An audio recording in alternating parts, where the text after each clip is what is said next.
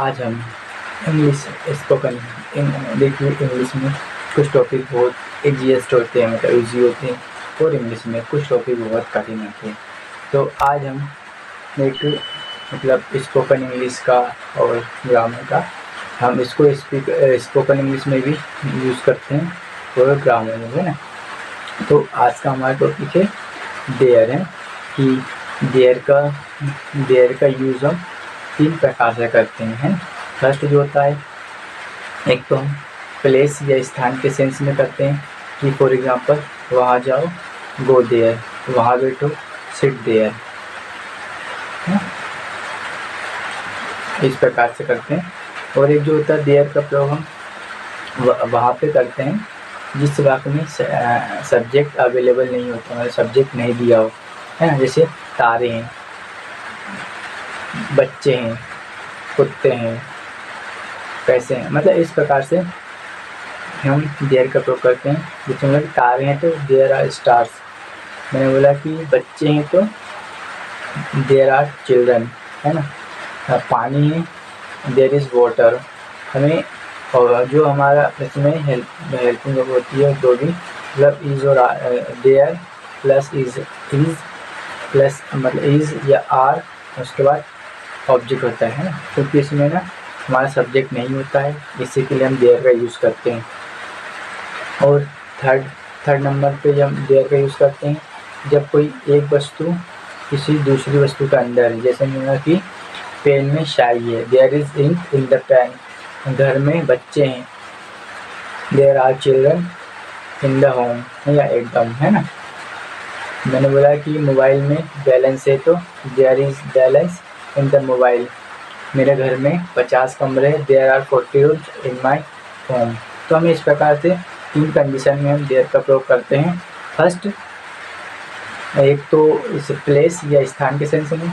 Second, जब जिस वाक्य में सब्जेक्ट नहीं दिया हो उसके लिए।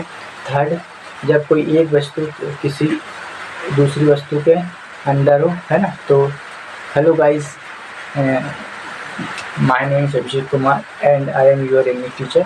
तो मैंने अपने यूट्यूब चैनल इंग्लिश विद अभिषेक पर एक 60 डेज, है ना, 60 डेज जो 60 दिनों का है,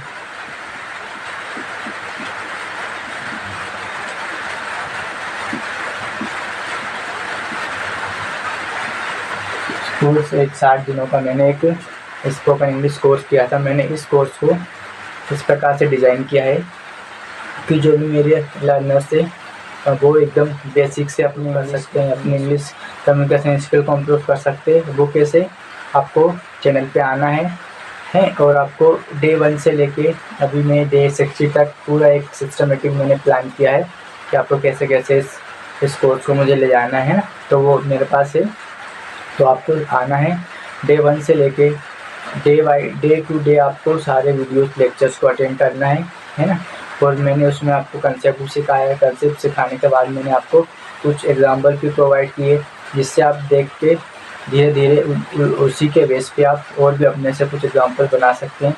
तो आप जब 60 दिन इस कोर्स को अटेंड करेंगे तो दोस्तों मेरा ऐसा मानना है कि आप धीरे धीरे आप में खुद में सेल्फ इम्प्रूवमेंट देखेंगे कि आपने काफ़ी कुछ सीख लिया है। धीरे धीरे आपकी इंग्लिश अच्छी होने लग जाएगी, तो आपको धीरे धीरे आपकी इंग्लिश के प्रति अंडरस्टैंडिंग तो डेवलप हो जाएगी। मैंने अपने यूट्यूब चैनल पर एक 60 डेज स्पोकन इंग्लिश कोर्स मतलब शुरू किया था। इसमें आज हमारा डे जो है ना, मतलब आज हमारा डे 10 है ना, आज हमारा डे 10 है।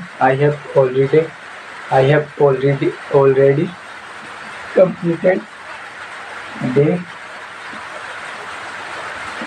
1 to day 9। मैंने डे 1 या डे 1 से लेके डे 9 तक कंप्लीट कर दिया है, मतलब कर चुका हूँ, पढ़ा चुका हूँ। तो इन वीडियोस का की लिंक आपको डिस्क्रिप्शन बॉक्स में मिल जाएगी। तो आप यदि आपने डे 1 नहीं देखा या डे 1 से डे 9 तक नहीं देखा तो प्लीज़ पहले डे 1 देखिए, डे टू डे की एक सिस्टमेटिक प्लान को फॉलो करेंगे तो आप देखेंगे कि आप में बहुत ही जल्दी और अच्छा इम्प्रूवमेंट नज़र आएगा। इसके लिए आप पहले डे 1 देखिए, डे 2 देखिए, जब आप डे बाई डे देखेंगे तो आप मतलब आप देखेंगे कि आप बहुत जल्दी मतलब एक सही पैटर्न को फॉलो कर रहे हैं ना। तो आज हमारा डे 10 है, मैंने डे 1 to डे 9 तक कंप्लीट कर दिया है ना। मैं पढ़ा चुका हूँ आपको। मैंने पहले डे 1 में बेसिक्स ऑफ इंग्लिश पढ़ाया था, फिर डे 2 में मैंने आपको पढ़ाया था इम्पेरेटिव सेंटेंस क्या होते हैं, फिर मैंने डे 3 में आपको पढ़ाया था कि how to introduce yourself, फिर डे 4 में मैंने आपको पढ़ाया है कि बी वर्ब मतलब बी वर्ब की कोई बी वर्ब पढ़ाया है। फिर मैंने ऐसे डे बाई डे करके आपको एक टॉपिक वाइज आपको पढ़ाया है। तो यदि आप उसको डे 1 से अटेंड करेंगे तो जब आप डे 60 तक आएंगे मतलब 60 तक आएंगे तो आप काफ़ी राइज। तो चलिए without any wasting time let me today's session है ना। I welcome you English with Abhishek. If you new the channel, please subscribe and like to the video. यदि आप इस चैनल पे नए हो तो सबसे पहले आपको चैनल को सब्सक्राइब करना है, नोटिफिकेशन बेल को ऑन करना है। और यदि आपको मेरी मेहनत अच्छी लगे, मेरा पढ़ाने का तरीका अच्छा लगे और आपको मैं जो आपको पढ़ाता हूँ तो यदि उससे आप कुछ भी सीखते हैं, आप में कुछ भी इम्प्रूवमेंट होता है तो प्लीज़ मुझे सपोर्ट ज़रूर कीजिए। ज़्यादा से ज़्यादा शेयर कीजिए, लाइक कीजिए, कमेंट कीजिए और ज़्यादा से ज़्यादा लोगों तक शेयर कीजिए। मेरा ये उद्देश्य है कि इंग्लिश के प्रति सभी का डर ख़त्म हो और वो अपनी इंग्लिश को डे बाई डे इम्प्रूव करें है। तो विदाउट एनी वेस्टिंग टाइम हम हमारे सेशन को कंटिन्यू करते हैं। आज का हमारा टॉपिक है यूज ऑफ देयर है ना। यूज ऑफ देयर है ना।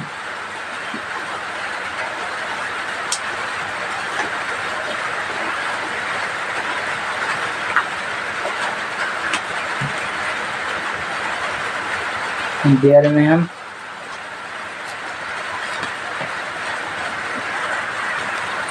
अब हम पढ़ेंगे कि देखिए देयर होता है ना, देयर का प्रयोग हम 3 प्रकार की कंडीशन में करते हैं। जैसे मैंने यहाँ पे लिखा कि देयर है,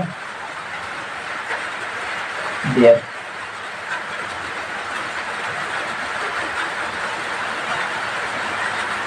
फिर हम अभी इसके मैं आपको स्ट्रक्चर बताऊँगा है। तो इसके बाद हम एग्जाम्पल भी मैं आपको प्रोवाइड करूँगा ना।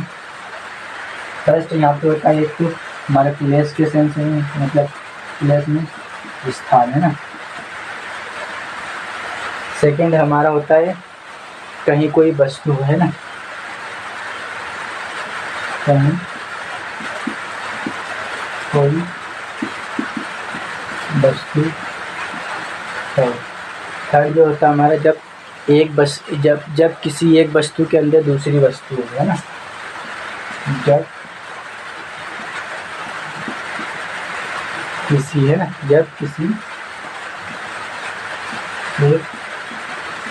वस्तु के अंदर दूसरी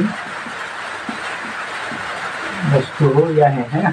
जैसे मैंने अभी आपको एग्जाम्पल दिया कि प्लेस के सेंस में, जैसे मैंने बोला कि वहाँ जाओ, वहाँ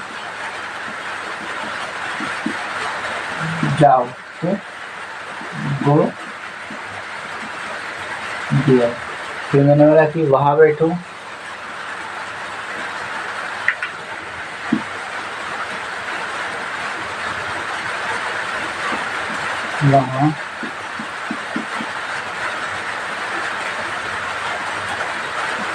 वहाँ बैठो तो सिट देयर। फिर मैंने एक और एग्जाम्पल दिया कि किसान बोला कि वहाँ देखो है ना,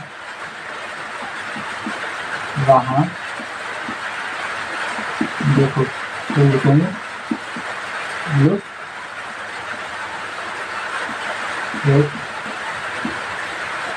देयर। फिर जब मैंने कहीं कोई वस्तु है, जैसे मैं बोला कि लड़के हैं ना, लड़के हैं, ये लड़के हैं, ये हमारा ऑब्जेक्ट है, इसमें सब्जेक्ट नहीं है ना। तो लड़के हैं तो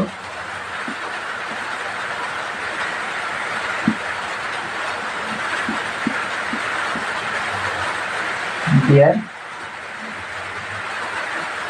आर बॉयज है ना, या लड़के हैं तो देयर आर बॉयज। इसमें मैंने बोला कि शेर मतलब तारे हैं ना, तारे हैं, तारे हैं तो हमारा ऑब्जेक्ट है, इसमें सब्जेक्ट नहीं है। तो देयर आर स्टार। इसमें हमें हमारे ऑब्जेक्ट को देखकर ही इज लगाना है कि आर लगाए, अगर आर लगाना है वो हमें डिसाइड करना है ना। थर्ड जो होता है हमारा, जब किसी एक वस्तु के अंदर दूसरी वस्तु हो। जैसे मैंने बोला कि मैंने एग्जांपल दिया कि पेन में शाई है ना, पेन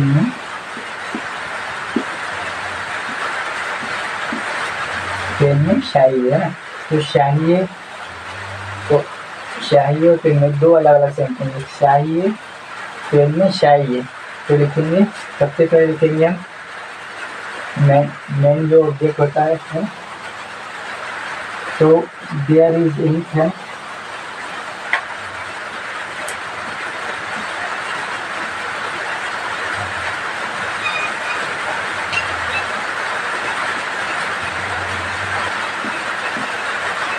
देयर इज इंक। फिर पेन में ये हमारा RPS होता है ना, रिमेनिंग पार्ट्स ऑफ स्पीच। तो there is ink in the pan, sorry. फिर जैसे मैंने बोला, एक और एग्जांपल दिया कि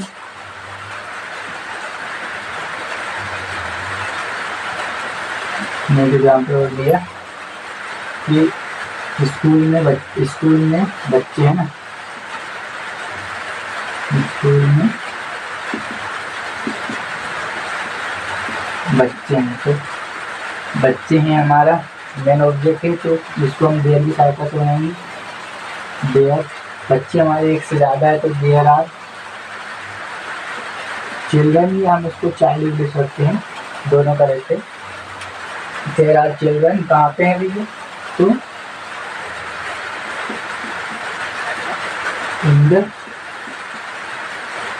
school. Let me check camera. हाँ तो ओके।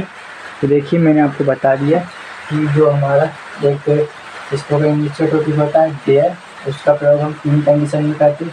फर्स्ट, प्लेस यानी स्थान के सेंस में। सेकेंड, जब कहीं कोई वस्तु है। थर्ड, जब हमारी एक वस्तु है, जब एक वस्तु के अंदर दूसरी वस्तु हो। जैसे मैंने देयर के आपको प्लेस के सेंस में दिया कि वहाँ जाओ, गो देयर, वहाँ बैठो, सिट देयर, वहाँ देखो, लुक एट देयर।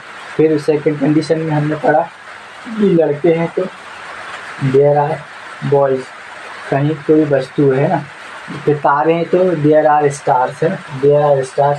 फिर मैंने बोला कि शेर है तो देयर इज़ अ लॉयन या जंग। फिर है ना, सिंपल बोला मैंने कि शेर है तो देयर इज़ अ लॉयन है ना, यहाँ पे हम देख सकते हैं।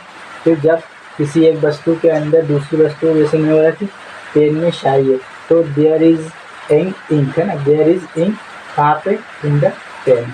तो स्कूल में बच्चे हैं तो देयर आर चिल्ड्रन, या हम इसको यहाँ पे लिख सकते हैं किड्स है ना, दोनों करे थे। तो स्कूल में बच्चे हैं तो देयर आर चिल्ड्रन कहाँ पे भी है, तो स्कूल में। ये हमारा RPS है, तो लास्ट में मैंने लिख दिया है कि इन द स्कूल। तो आई होप आपको इतना समझ में आया होगा। अब हम इनको सिस्टमेटिक, अब हम इसको पढ़ेंगे कि कहीं कोई वस्तु है ना। फिर जब किसी एक वस्तु के अंदर दूसरी वस्तु दी हो तो हम इनको अब थोड़ा डिटेल में जानने का प्रयास करेंगे। तो मैं इसको रिमूव कर देता हूँ। प्लेस के सेंस में बस इतना ही रहता है, बाकी ये 2 यूज़ हमारे ज़्यादा यूज़फुल होते हैं, क्योंकि हम हमारी डे टू कन्वर्सेशन में भी करते हैं, है ना, और हमारे स्पोकन इंग्लिश में भी और ग्रामर में भी कहीं कहीं पे इसका यूज़ पड़ता है हमें। तो आज का हमारा टॉपिक था, और टॉपिक है यूज ऑफ देयर। तो हम अभी यहाँ पे लिखते हैं।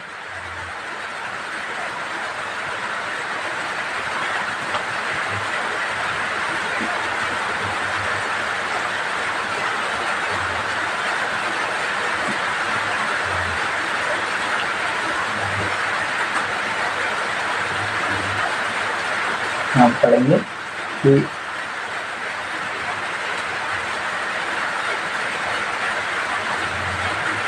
यहाँ पे होता है इसका जो स्ट्रक्चर होता है, सबसे पहले होता है देयर,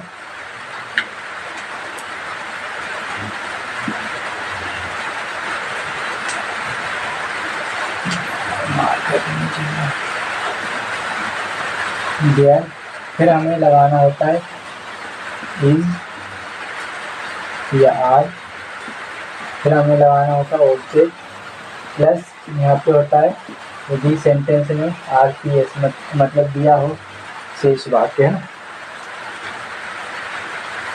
जैसे अब मैंने बोला कि कुर्सी है ना, बोला कि कुर्सी है ना। अब ये हमारा कुर्सी ये हमारा एक ऑब्जेक्ट है ना। फिर मैं सेकंड बोला कि पेन है ना, पेन है। थर्ड मैंने बोला कि शेर है ना, शेर है। फोर्थ मैंने बोला कि राजा है ना। तो देखिए इन सेंटेंस में गाइस एक और लिख लेते हैं कि लड़कियां हैं ना।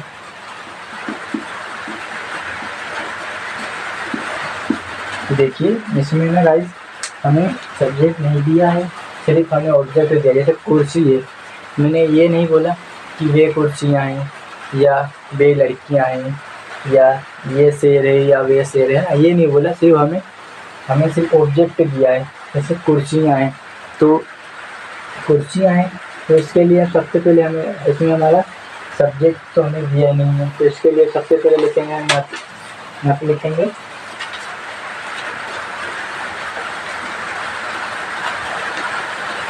सबसे पहले लिखेंगे कुर्सियाँ हैं, तो इसकी इंग्लिश होगी कि सबसे पहले लिखे हमने यहाँ लिखा मैंने देयर।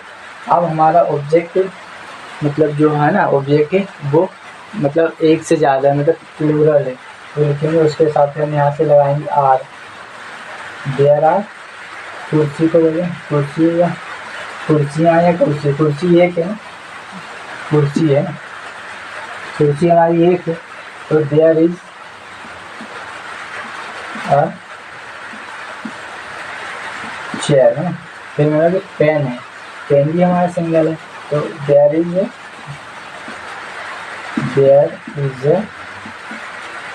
पेन। फिर नेक्स्ट में बोला कि शेर है, शेर भी हमारा मतलब सिंगल है, हमारा सिंगुलर है ना, एक एक। There is a lion, there is a बोलते लायन, राजा है। देयर इज ए किंग, लड़कियां हैं, तो ये हमारा प्लूरल है, इसके लिए लिखेंगे देयर आर है। देयर आर, लड़कियों को बोलेंगे डॉल्स। तो देखिए मैंने जैसे आपको बनाकर बताया कि कुर्सी है, एक कुर्सी हमारी, तो देयर लिखा, उसके बाद मैंने यहाँ से लिखा इज, फिर ऑब्जेक्ट चेयर है ना। देयर लगाया सबसे पहले यहाँ पे लिखा, फिर मैंने चेयर इज है ना, यहाँ से इज, फिर यहाँ से ऑब्जेक्ट हमारी एक है तो chair. Pen, there is a pen. शेर है, देयर इज अ लायन। राजा, देयर इज अ किंग। लड़कियाँ हैं, देयर आर लगाएंगे, लड़कियाँ एक से अधिक है उसके लिए आर लगाएंगे, तो there are girls. I hope आपको इतना समझ में आया होगा जो भी मैंने आपको अभी तक पढ़ाया है। अब हम इसके मतलब यही होता है ना हमारा, इसको हम बोलते हैं प्रेजेंट है ना।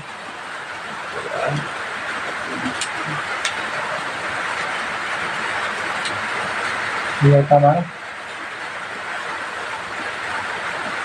प्रेजेंट में ना, इसका स्ट्रक्चर ये होता है।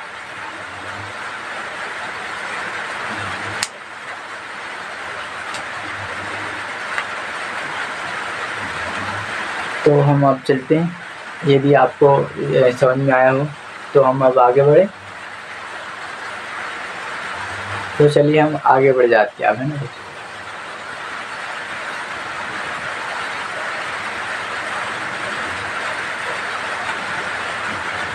अब हम सेकंड वाला पढ़ेंगे कि जब एक वस्तु के अंदर दूसरी वस्तु है ना, जब किसी एक वस्तु के अंदर दूसरी वस्तु है या हो, है ना।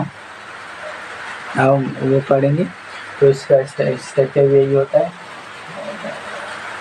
There is are object are place, है ना। जैसे मैंने बोला कि कक्षा में 40 विद्यार्थी है ना, मैं यहाँ पे लिख देता हूँ कि जब इसमें एक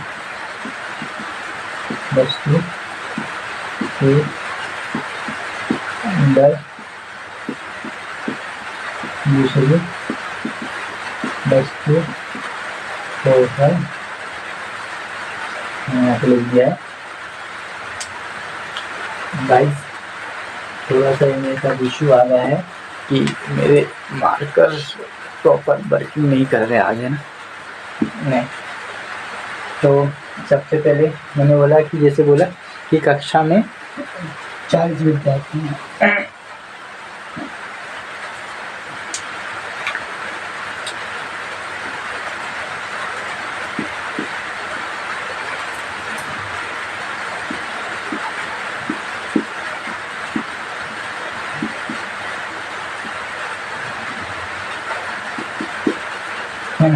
कक्षा में 40 विद्यार्थी हैं। तो how will be speak in English, तो हम लिखेंगे देयर आर। देखिए अब मैं आपको बताता हूँ इसमें, है इसमें हमारा RPS भी है ना। जैसे कक्षा में 40 विद्यार्थी, तो इसके में जो हमारा मेन ऑब्जेक्ट है वो है 40 विद्यार्थी, है ना। ठीक है, तो ये कक्षा में ये हमारा है RPS का हिस्सा है ना। तो सब्जेक्ट तो दिया नहीं है हमें, सब्जेक्ट तो नहीं दिया, उसके लिए हम यहाँ पे लिखेंगे। सबसे पहले हमें लिखना है देयर, है ना। यहाँ पे मैंने लिख दिया, यहाँ पे लिख लेते हैं, जो भी सही लगे यहाँ पे लिखते हैं। सबसे पहले हमें लिखना होता है देयर, तो यहाँ पे मैंने लिखा और यहाँ पे लिखा मैंने देयर, हाँ दिख रहा विजिबल, है ना। तो देखिए सबसे पहले मैंने लिखा, यहाँ से लिखा सब्जेक्ट तो दिया नहीं था देयर। उसके बाद फिर मैंने देखा अपना जो ऑब्जेक्ट है वो हमारा एक से अधिक है ना, मतलब बहुवचन है, तो उसके हिसाब से मैंने यहाँ पे लिख दिया आर, है ना। लिखा देयर आर 40 स्टूडेंट्स, है ना। देयर आर 40 स्टूडेंट्स कहाँ पे, अब ये हमारा है RPS कहाँ पे, तो कक्षा में। तो देयर आर 40 स्टूडेंट्स कहाँ पे भैया, यहाँ पे हमें लिखना है उसके लिए इन द क्लास, कक्षा को बोलेंगे क्लास, है ना। There are 40 student in the class. फिर मैंने सेकंड बोला कि मेरे परिवार में 6 सदस्य हैं।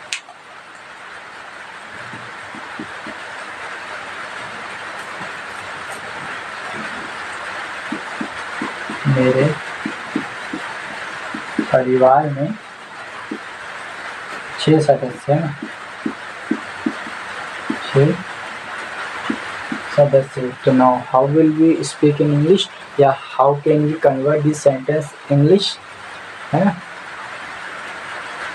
तो मेरे परिवार में देखिए 6 सदस्य, ये हमारा मेन ऑब्जेक्ट हो गया है, मतलब और मेरे परिवार में तो ये हमारा हो गया RPS, मतलब रिमेनिंग पार्ट्स ऑफ स्पीच है, ये हमारा से वो है।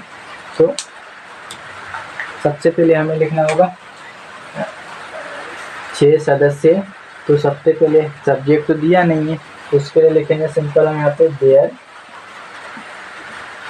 अब सब्जेक्ट हमारा बहुवचन है ना, सब्जेक्ट में सॉरी, ऑब्जेक्ट हमारा मतलब एक से अधिक है ना। यहाँ पे हमें पहली बार ऐसा हो रहा है कि हमें जो हेल्पिंग वर्ब है ना जो दी है यहाँ पे, वो हमें ऑब्जेक्ट को देखकर डिसाइड करना है कि ऑब्जेक्ट हमारा यदि एक ही तो हमें इस लगाना है, और ऑब्जेक्ट हमारा अगर प्लूरल है मतलब बहुवचन है तो वहाँ पे हमें आर लगाना है, और इसमें एम का तो यूज़ होता ही नहीं है ना दोस्तों। तो देयर आर है ना, फिर से हमने लिखा देयर आर कितने सदस्य लिया, देयर आर 6 मेंबर है ना, 6 मेंबर्स कहाँ पे, मेरे परिवार में। तो लिखेंगे there are 6 member in my family है ना। आपको इस प्रकार है इन माई फैमिली, मेरे परिवार में 6 सदस्य। देयर सबसे पहले ये हमारा मेन ऑब्जेक्ट हो गया, तो मैंने यहाँ पे लिखा सबसे पहले सब्जेक्ट दिया मैंने उसके लिए देयर, तो उसके बाद मैंने यहाँ से लिखा आर 6 सदस्य, उसके लिए मैंने यहाँ पे लिखा 6 मेंबर्स कहाँ पे है ना, तो मेरे परिवार में। तो लास्ट में मैंने इसको इन माई फैमिली, ये हमारा RPS, ये हमारा हो गया RPS, और ये होगा हमारा मेन ऑब्जेक्ट है ना। तो ये हमें इसमें ध्यान रखना है। चलिए अब मैं थोड़ा पानी पी लेता हूँ है ना, जब तक आप थोड़ा सा बने रहिएगा।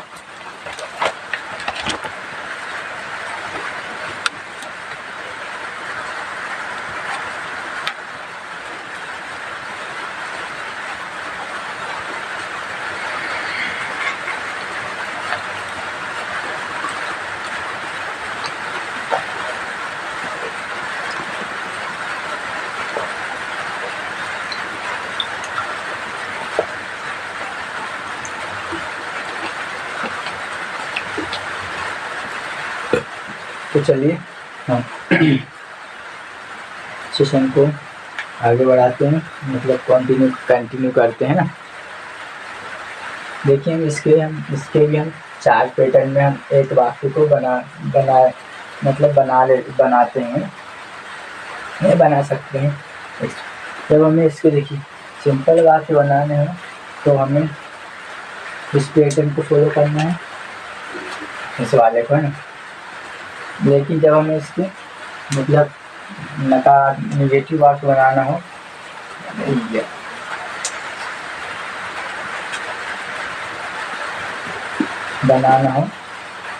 तो हमें यहाँ पे लिखना होता है देयर, फिर प्लस इज या आर, प्लस इसके बाद हमें नो ऑब्जेक्ट प्लस RPS है, ये हमारा पैटर्न होता है। तो हमें इसका इंटरोगेटिव बनाना हो तो हमें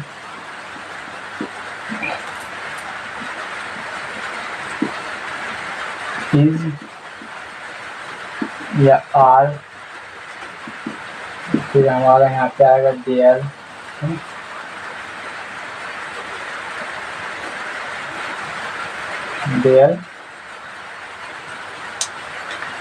अच्छा अब मुझे हरे से लिखना पड़ेगा, अब ब्लैक मार्कर चल नहीं रहा। तो इज आर देयर, फिर हमें लगाना है यहाँ पे ऑब्जेक्ट, लास्ट में हमारा RPS रहेगा RPS। फिर जब हमें इसका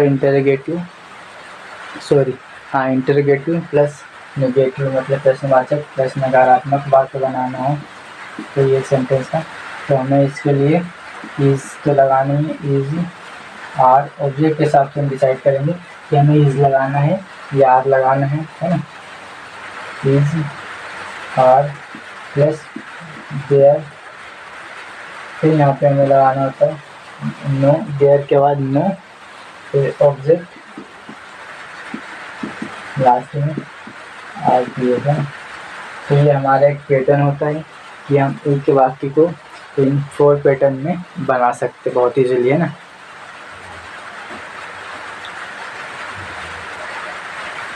जैसे मैंने बोला कि हम अब एक के वाक्य को लेंगे और ये 4 पैटर्न बनाएंगे ना। जैसे मैंने बोला कि तालाब में पानी है ना, तालाब में पानी है। तो हम पहले आप इसका सिंपल बनाते हैं। तो सिंपल देयर इज वाटर, सबसे पहले मैंने लिखा यहाँ से, है ना, पानी है, ये हमारा मेन ऑब्जेक्ट हो गया, है ना।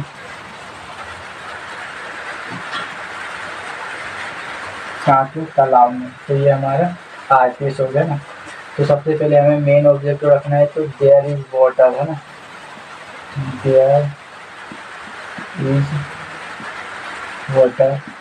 वाटर जो होता है हमारा अनकाउंटेबल नाउन होता है ना। तो देयर इज वाटर, कहाँ पे, there is water in the pond, है ना। तालाब की इंग्लिश जो होती है उसको बोलते हैं pond. There is a water, there is water in the pond, है ना, मतलब तालाब में पानी है। फिर मैंने बोला कि तालाब में पानी नहीं है ना, तो तालाब में पानी नहीं। अब हमें निगेटिव बनाना है उसका, तो देयर इज नो वाटर, है ना, there is no water in the pond, है ना। देखिए पहला जो ऐसा एक टॉपिक है जिसमें हम नॉट की जगह नेगेटिव में या नकारात्मक नो का प्रयोग करते हैं। तो तालाब में पानी नहीं, तो देयर इज, मैंने यहाँ से लिखा no water in the pond. फिर क्या तालाब में पानी है। नेक्स्ट, यदि कोई आप में से कोई मुझसे जुड़ा है, तो आज हमारा 10वां दिन है, तो मैं आपको डेली इसी पैटर्न में सेंटेंस बनाना सिखाता हूँ कि एक सेंटेंस या एक वाक्य लेते हैं, उसे 4 से 5 पैटर्न में हम कन्वर्ट करके देखते हैं, मतलब कन्वर्ट करके मैं बताता हूँ कि आप इस प्रकार से बना सकते हैं, है ना। और मैं आपको प्रैक्टिस भी करके बताता हूँ, है ना, कि हमें एक बार को लेना और कैसे हमें ओरली भी प्रैक्टिस करनी। फिर क्या तालाब में पानी है, तो क्या तालाब में पानी है, तो इज आएगा, है ना। इंटरगेटिव के लिए हम यहाँ से लिखेंगे इज के बाद आएगा हमारा इज देयर, है ना, इज देयर वाटर, है ना, वहाँ पे इन द पॉन्ड। फिर क्या तालाब में पानी नहीं है, तो इंटरगेटिव प्लस नेगेटिव, मतलब प्रश्नवाचक प्लस नकारात्मक।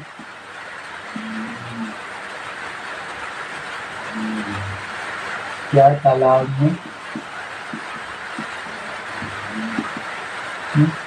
पानी नहीं है,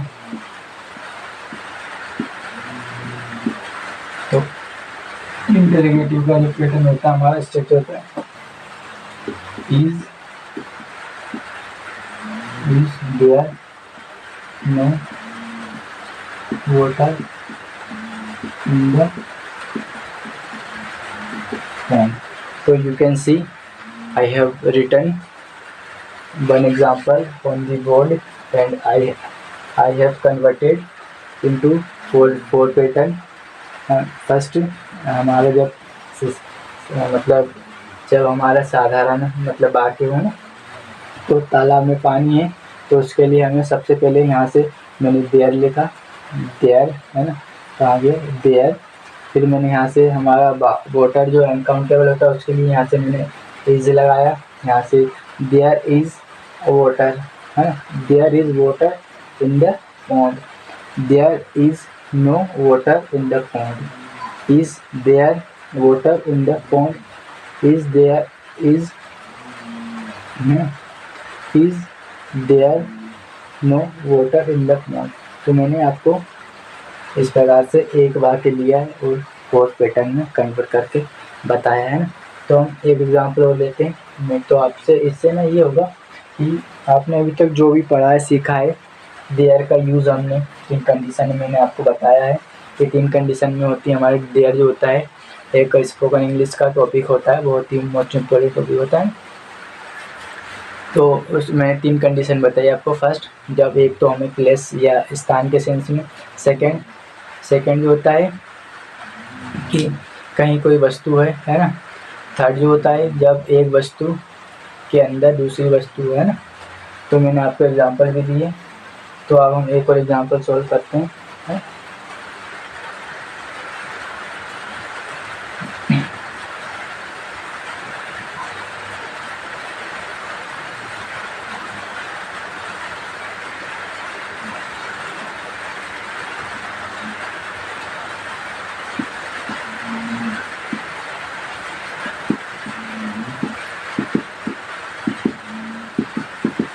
जैसे मैंने अगला एग्जांपल दिया कि मेरे गांव में क्या है भैया, पेड़ है ना। या हम लिखते हैं, बताओ कौन सा एग्जांपल लें।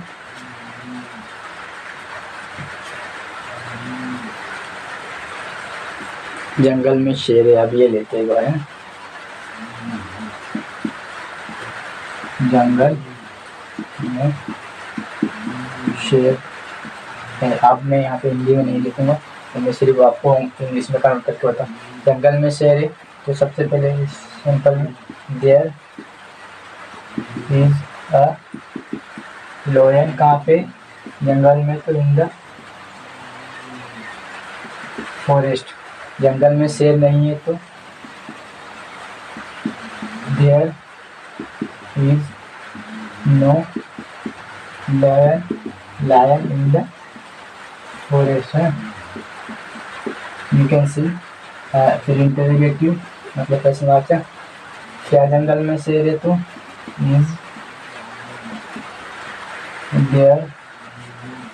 Is there a lion, is there lion in the forest question mark. क्या जंगल में शेर नहीं तो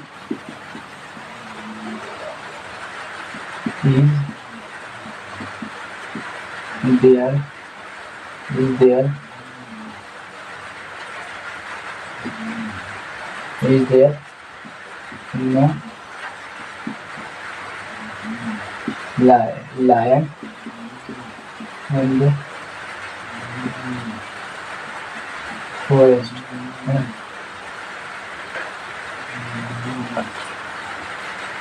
जब मैंने इसका सिंपल बनाया तो you can see there is a lion in the forest है ना। तो जब मैंने इसके निगेटिव बनाया तो there is no lion in the forest, there is no lion in the forest. क्या जंगल में से? Is there a lion in the forest, is there no lion in the forest है। तो आप इस प्रकार से प्रैक्टिस कर सकते हैं।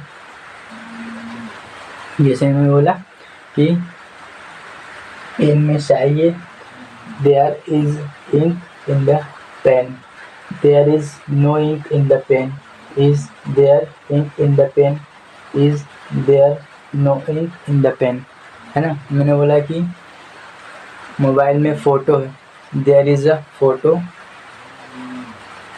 है ना। मोबाइल में photo, there is a photo. या एक से ज़्यादा है तो देयर आर फोटोज़। जैसे मेरी कक्षा में 50 स्टूडेंट्स है तो देयर आर 50 सॉरी है ना। 50 है तो there are 50 students in my class. मेरी क्लास में 50 बच्चे नहीं, विद्यार्थी नहीं है तो there are no 50 students in my class. क्या मेरी कक्षा में 50 विद्यार्थी है तो are there 50 students in my class. फिर नेक्स्ट है हमारा कि क्या मेरी कक्षा में 50 विद्यार्थी नहीं है तो इसके लिए सबसे पहले हम लगाएंगे आर देयर, है ना, are there no 50 students in my class. तो यू कैन सी, मैंने एक I took a example and I have converted into 4 pattern कि how can we convert sentence Hindi to English, है, हम कैसे एक सेंटेंस को लेके 4 पैटर्न में बहुत ही आसानी से कन्वर्ट कर सकते हैं। तो if you new the channel, do like and do subscribe my YouTube channel. I need your support because that is, yeah, this is my new YouTube channel. So if you want to improve your English communication skill, you stay with me last 60 days with me, है। तो चलिए हम आज के session को यहीं पर समाप्त करते हैं ना गाइस। दोस्तों, यदि सच में आप मुझे सपोर्ट करना चाहते हैं तो आप देखिए, यदि आपको मेरी मेहनत अच्छी लगती है, रियल है ना, या मेरे द्वारा जो भी पढ़ाया जाता है, यदि आपको उससे कुछ सीखने को मिलता है तो प्लीज़ मुझे सपोर्ट ज़रूर कीजिए। कैसे सपोर्ट करना है, मेरी वीडियो को लाइक करना है और मेरे यूट्यूब चैनल को सब्सक्राइब करना है, शेयर करना है, कमेंट करना है। यदि आपकी कोई क्वेरी है, मतलब कोई डाउट है, तो आप कमेंट कर सकते हैं ना, और मुझसे पूछ सकते हैं। तो चलिए हम सेशन को यहीं पे समाप्त करते हैं।